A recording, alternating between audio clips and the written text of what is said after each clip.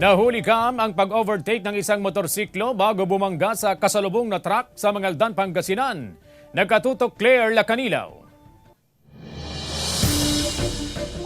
Makikita sa CCTV footage ang isang motorsiklong papaliko sa pakurbang bahagi ng Rizal Avenue sa Barangay Poblasyon, Mangaldan, Pangasinan. Habang dahan-dahan ang pagliko ng isang truck, pumunta pa sa kabilang linya ang motorsiklo, saka bumangga sa kasalubong na truck. Nagpapagaling sa ospital ang biktima matapos magtamo ng galos sa iba't ibang bahagi ng katawan. Para maagapan kung ano man yung nangyari at sa kanilang mga na sakit sa katawan.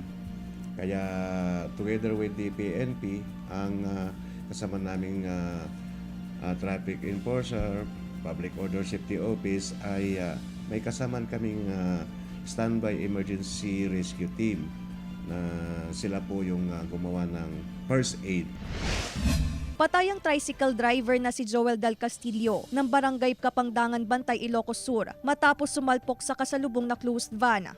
Noong nangyari, yung tricycle po, nag-enroach po doon sa kabilang linya at doon sa linya po ng closed van.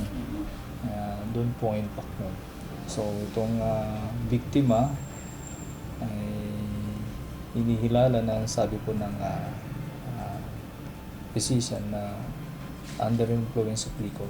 Galing ang biktima sa kanyang mga kamag-anak at pauwi na sana nang mangyari ang insidente. Sa CCTV footage, makikita ang pagtilapon ng tricycle ng biktima. Hindi pa na puutan nga na tuwang na di kan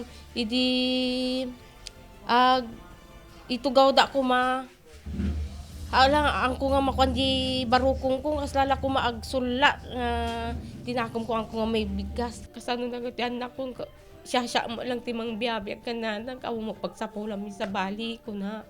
Nadaan sa areglo ang aksidente. Claire Lacanilaw, 1 North Central Luzon.